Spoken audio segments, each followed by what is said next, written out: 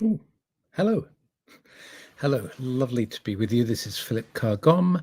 Welcome to Tea with the Druid, number 315, brought to you by the Order of Bards, Ovates and Druids.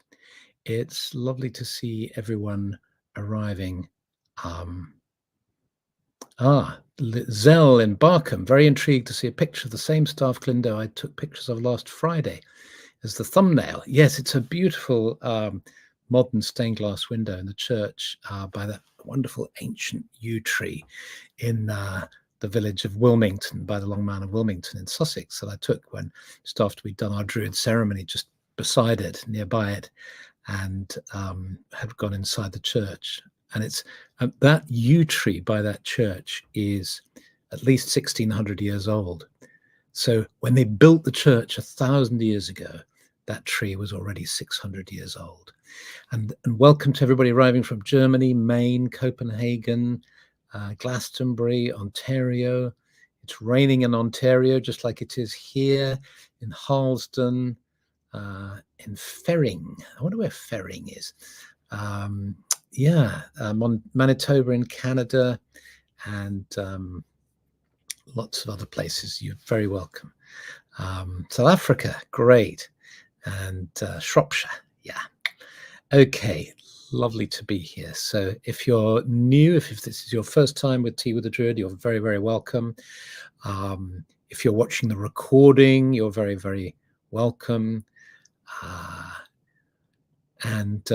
Do make yourself comfortable. And as you know, the whole idea of Tea with the Druid is that we create this time of peace and tranquility and connection and community every Monday. So as you're settling yourself in, just check in with yourself and notice, as you check in with yourself, notice where your consciousness lands as you perhaps just close your eyes for a moment to sort of sense yourself. Where does your attention naturally fall to? Does it sort of fall behind the eyes? Does it fall down into your tummy, into your heart? Where does it go? And how are you feeling? And do share that. Come out, open your eyes, and just share that. Feels good to share. Happy and content. My mouth, it's dropped to your mouth. That's fantastic. And heart grieving from Miriam. Heart, feeling grateful that a family emergency didn't become a family tragedy. Yes. My left hip, stiff.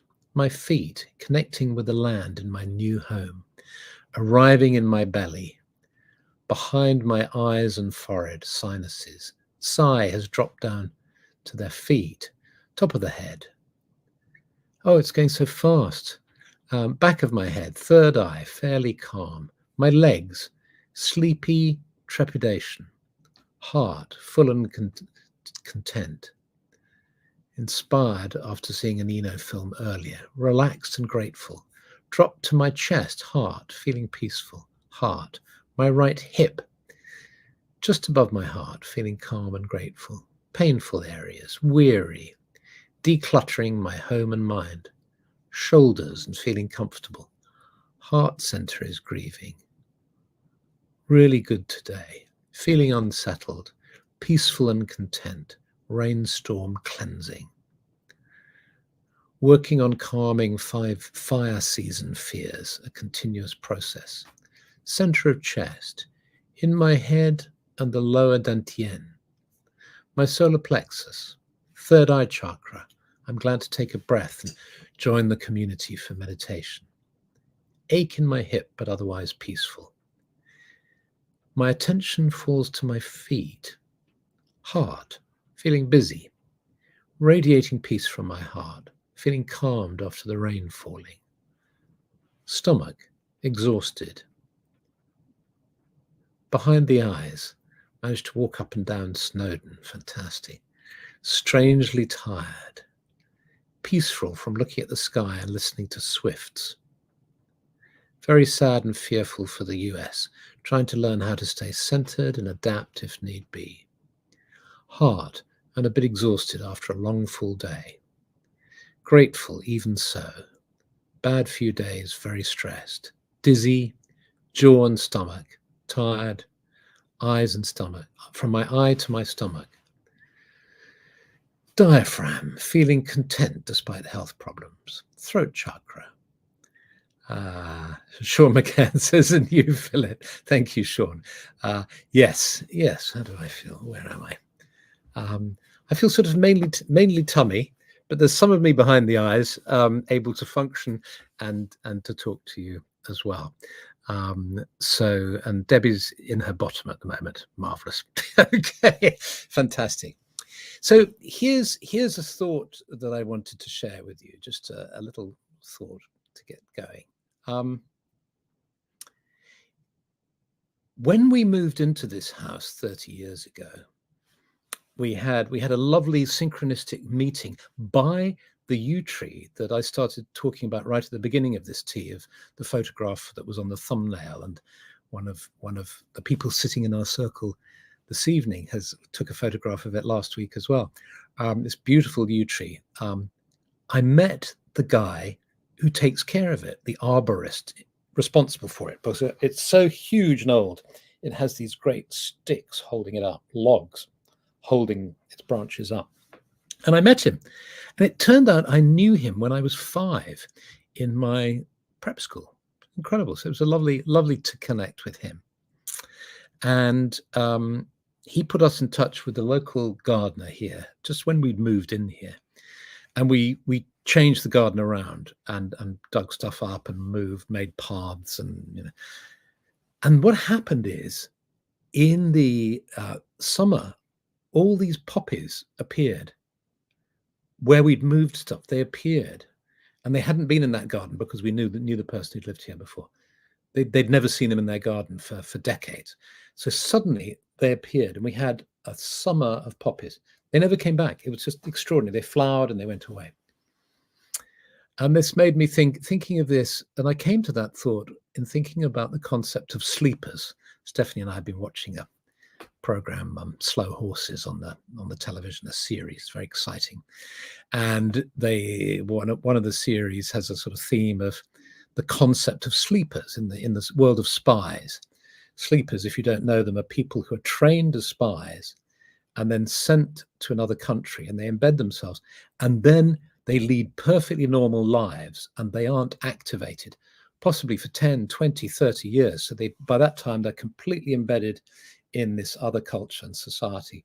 And then when they're activated, nobody suspects them, and they can do their mischief at that point. So that's the concept of the sleeper. But how about this? Have you ever experienced the phenomenon of the sleeper? A seed that is lain dormant for a very long time, and then is activated and flowers in your life. And when you trace it back, you realize it was something that a book you read 10 years ago, a person you met 20 years ago, a thought that you heard, that you received, that you had 10 years ago, something that you received or experienced that then lay dormant for a long time and then flowered in your life. that was activated in some way. Just give a few seconds for you to just think if that calls anything to mind.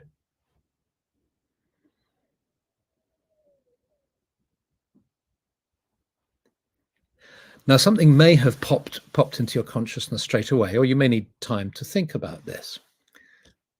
If I share perhaps one example, it might make what I'm talking about clearer.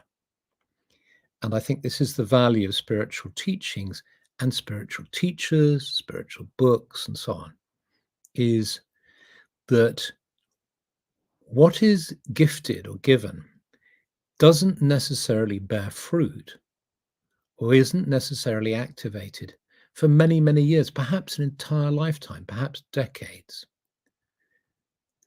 And we're so used to instant gratification in this world where we can find anything online quickly and so on, that we perhaps have to remember to appreciate this. And the example from my life was the teaching I experienced from Nguyen, my teacher, who I first met when I was 11, and then who I started training with when I was 16. And then he died when I was about 21, I think it was. 20, yeah, 21, I think, yeah. Died when I was 21. And then, of course, all sorts of wonderful things have happened with the order and so on. But what I've come to realize is that he sowed seeds, he gave seeds to me, which have taken decades to mature. For instance, he once gave me a big book about the Mohenjo-daro civilization in India, connected with the Jains in particular, and very weighty tome that I never read as a 16, 17, 18-year-old. I tried, I couldn't read it, and I put it aside. And he had talked about the connection between Druidism and the Jains. And I'd taken that on board, and then I'd completely not acted on it. And about 15 years ago, when I was writing his biography, I became interested in this again. And this precipitated this extraordinary flowering. I came to know some Jain nuns in London. I studied Jainism, read lots of books on it, been to India. I've been working on a book about Jainism for the last 10 years. And those of you who have my book, Seek Teachings Everywhere, will know that there are a number of essays on Jainism. So that's an example of a seed that was sown a long time ago, and it took probably 20 years from the time it was sown for it to flower in my mind. So that's an example. So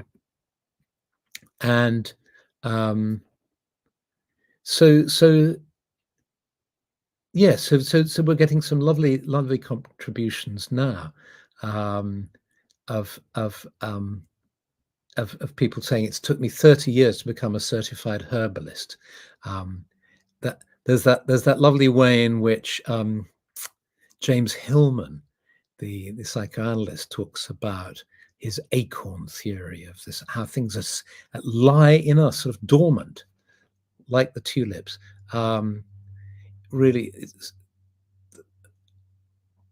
I'm sorry, I'm getting to. This is the trouble with reading. I'm starting to read all your messages. I'm going to have to read them later, otherwise this broadcast will become incoherent. As I enjoy reading everybody, but do contribute. It'd be lovely to read what you say. Finally, getting to some books that I bought decades ago. That's an interesting example of that process. You know, when you're in a bookshop and a book calls to you, you buy it, then you never read it. Life's too, takes over, ends up in your shelf, and then maybe 10 years later, you turn to it. That happened for me I've been collecting books on magic, for instance, for all my adult life, and shelves and shelves of them.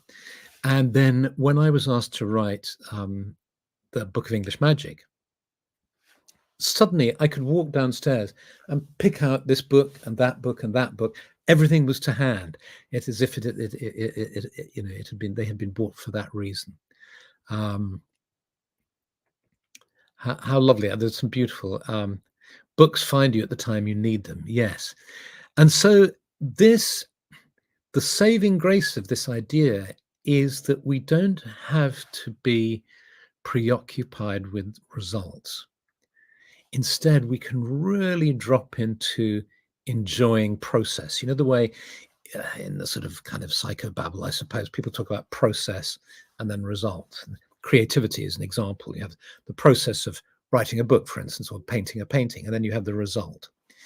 Now, there's a very interesting Mount Hemus paper written by Dana Driscoll, where she talks about Mount Hemus. If you don't know, it is the Obod scholarship we give every year for a paper on Druidry or a related subject. And her subject was really interesting, how in Obod, we've managed to take the concept of the Eisteddfod, which in the traditional format tends to be quite results oriented. You have a big national Eisteddfod once a year where people recite their poems or tell their stories or produce their art, and they are awarded prizes for the results of their work. So it's in that sense, it's results oriented. And Dana Driscoll's argument was that in Obod, the way we have Eisteddfodau in our camps and so on, is that all the focus is on process and on the enjoyment of actually the creative process and the creative expression, and not on results itself. So yes, so yeah, I'm going to pop in. Nancy West. It happens often with fiction writers. Ideas or even just fleeting images germinate for years until they work their way back into their way into stories or novels. Yes, exactly.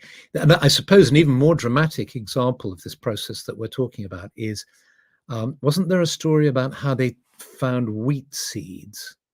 I remember reading this in a book about the Green Man. They used to make in ancient Egypt sort of little stuffed figurines which were filled with seeds, and that when they were moistened, they grew, they became green, and so they've actually managed to grow seeds that were locked away, as it were, for thousands of years. That may be an exaggeration. I don't know. Yes. So, okay. So with this theme in mind, let's drop into a meditation. There's always a tendency the mind has to grasp everything and understand everything. So an idea comes into mind. Oh, this concept of the seeds and the sleeper and this delay, the dormant seeds, and what was sown in my past, and then you immediately want to dive into it and explore it with your mind. But let's hold back now, and let's drop into a meditation and allow even this idea to remain a little dormant, so it can gestate and cook a little more. So you might like to become really aware of yourself being seated in front of the screen, fully present in the here and now. And if you wish, you might like to lower your gaze or close your eyes to better concentrate. And as you do this, you become aware again in another way of the walls around you. It's interesting to ask yourself, well, how do I know the walls around me now that my eyes are closed? How do I know the ceiling is above me and the floor is beneath me? Can I feel these things around me, or am I just imagining them? And as I start to ask these questions, they start to wobble and slowly dissolve. And I find myself in the sacred grove. You might like to find yourself a really comfortable spot in the grove. There's a small fire burning, and already a gathering of people around a fire. And you just take your place in the circle, wherever it feels comfortable for you. And just close your inner eyes and tune into the earth. Slow, deep breath in. Hold for a moment, and then breathe out fully and deeply. One more time.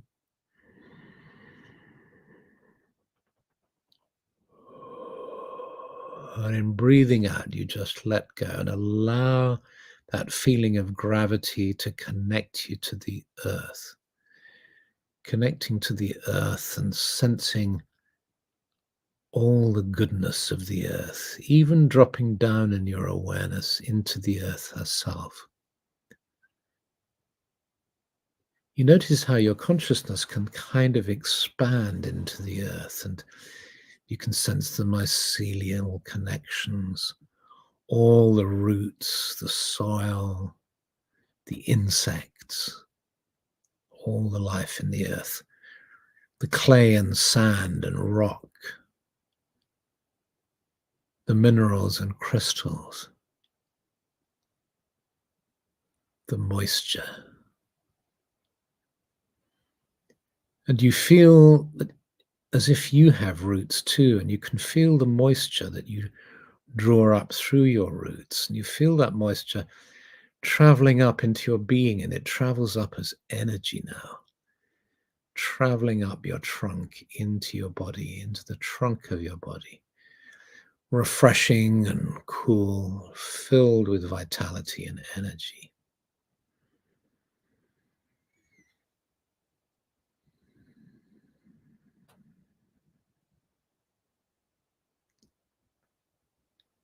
And you can sense your fellow creatures, the trees, too, doing exactly the same thing around you.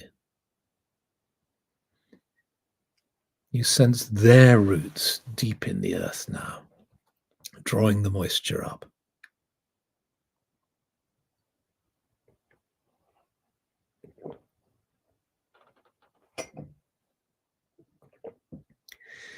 And as you become aware of the trees around you, you feel their presence and their power.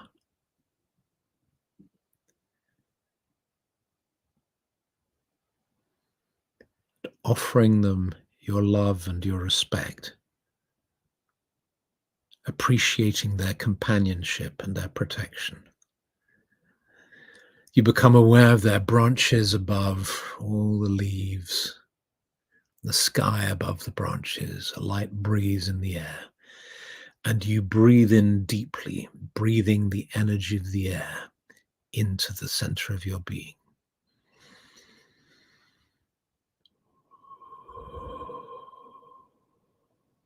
And another deep breath of the energy of the sky, so that the energy of the sky meets the energy of the earth within the center of yourself.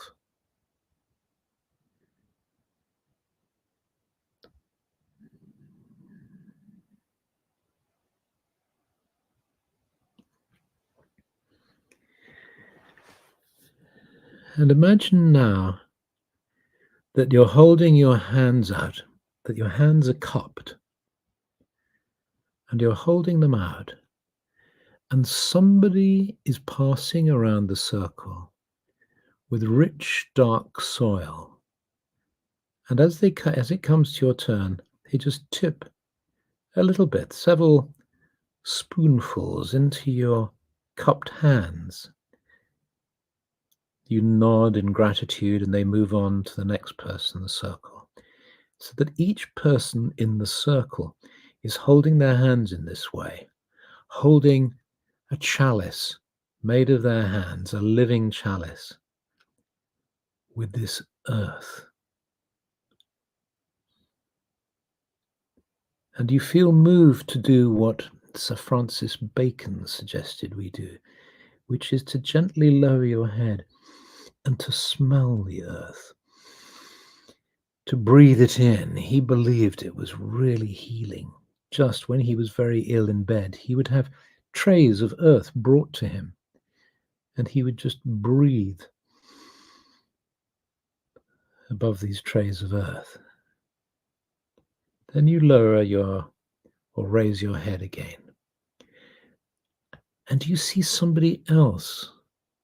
Another druid is walking around the circle with seeds, just lightly dropping seeds into the outstretched hands of each person in the circle. And you see one or two or more seeds dropping into your soil. And as you watch this and concentrate upon it, the most wonderful thing happens. The first thing you notice is that the seeds seem to be just gently snuggling down into the earth, gradually sinking into the earth. And a very light rain appears, very light, almost fine mist of rain comes, bringing moisture to the soil in your hands. And as you look, you see a little shoot pushing up above the soil. And a plant begins to grow, more than one plant begins to grow from these seeds.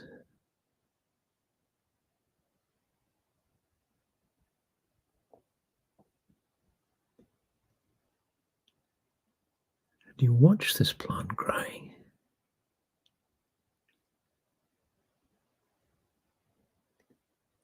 Until you feel it is sturdy enough for you to actually gently move it from your hands to the earth in front of you or beside you, where you gently scoop out some of the earth and you plant this seed, this plant.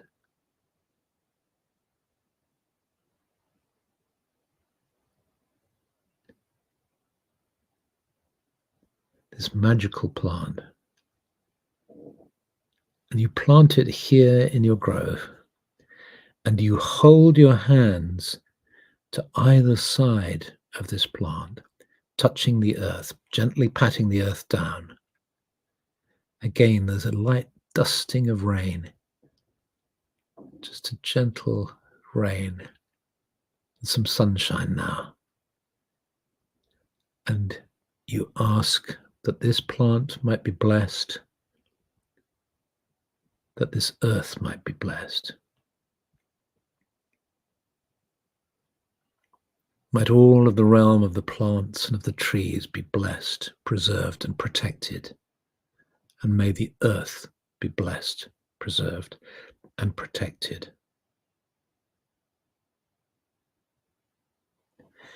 You move your hands up now and take hold of the hand to either side of you so that now we're sitting in a circle together. We hold a hand to left and right of us.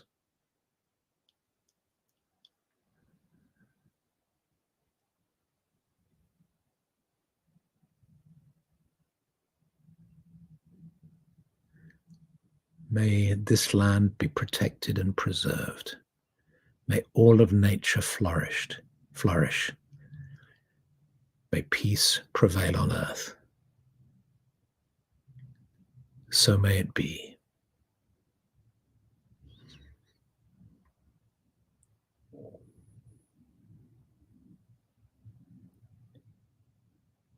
Feeling the power of the community of the circle,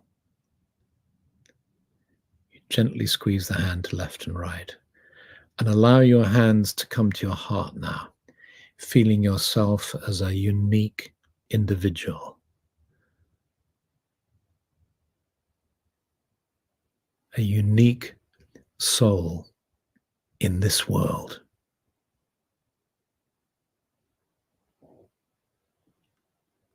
May my life be blessed. May all life be blessed.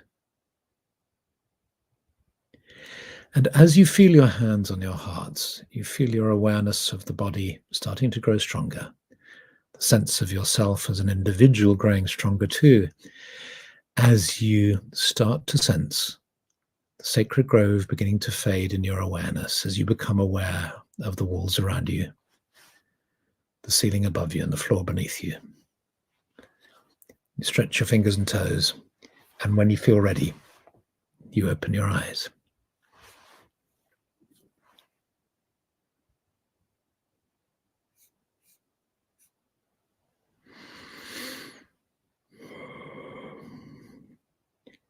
Liz Hills says we've just planted a new grove. Yes, yes, our grove is going to be wonderfully full of plants. Yes, yes.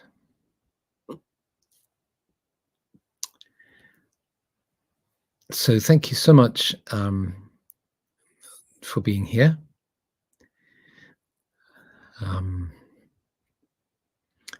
For those of you who are in the order, we're going to go now into the Druid hearth and have a meet there.